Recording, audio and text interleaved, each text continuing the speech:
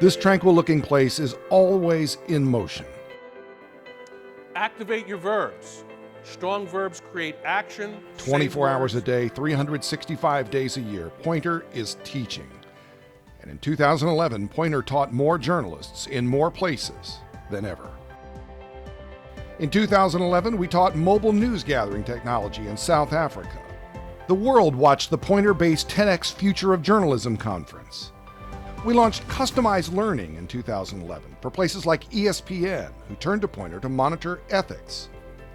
Poynter provided customized leadership training for National Public Radio, NPR. Canada's CBC called on Poynter to train reporters, writers, and producers coast to coast. Universities are hiring Poynter to help re-energize student media and teach faculty cutting-edge skills. And they come to Poynter, too. More than 80 college educators from around the country, around the world, gain new skills and a new thirst for teaching at Poynter's Teachapalooza. NewsU registered its 200,000th distance learner and launched the first ever Poynter-based distance learning college class. Here's NewsU's Howard Finberg with more on what we call Journalism 101. Introduction to Journalism, or J101 as we called it, gave Poynter the opportunity to teach the craft and values of journalism to more than 250 college students across the country. This unique 16-week e-learning course helped NewsU create an e-learning experience within the rigorous academic landscape for those three universities. From Vancouver to Vienna, Poynter was there. And while we don't have the statue, we have our own Beethoven. Only our guy teaches writing, like this all-day session in Washington, D.C. that we called Write Your Heart Out. Roy Peter Clark explains what it feels like when a writer doesn't know when and how to end a story.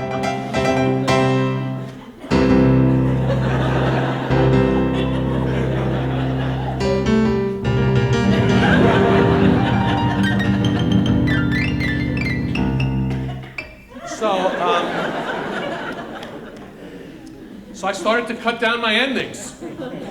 Poynter Marketing Director Jessica Blaze tells us more about the Write Your Heart Out event.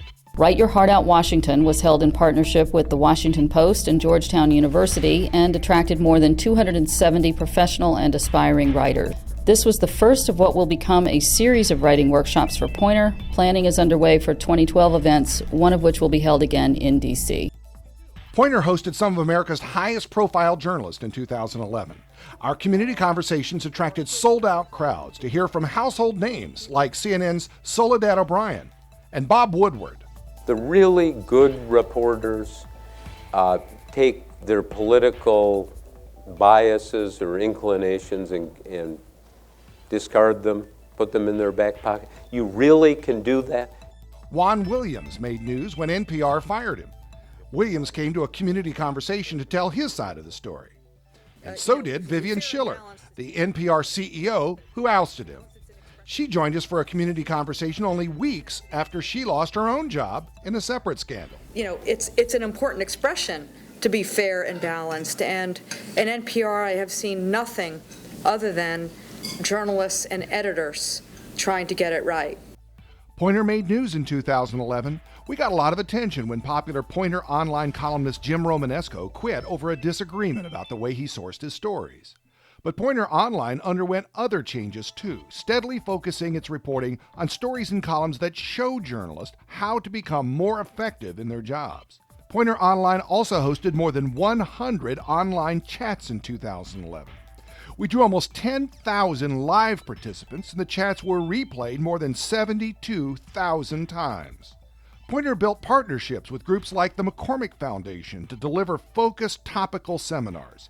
Here's Wendy Wallace, who coordinates those programs. We worked with 6 training partners across the country, from Washington, D.C. to Phoenix, to put on workshops that helped reporters cover the census, the economy, political polling, and more. We trained 120 journalists and extended the learning through webinars and resource pages on NewsU.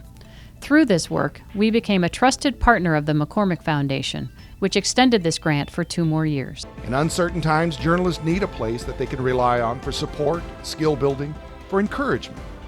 Democracy needs journalism. Journalism needs Poynter, now more than ever. At conventions and classrooms, in newsrooms, in person and online, in St. Petersburg, and on the road, around the globe, Poynter is always teaching.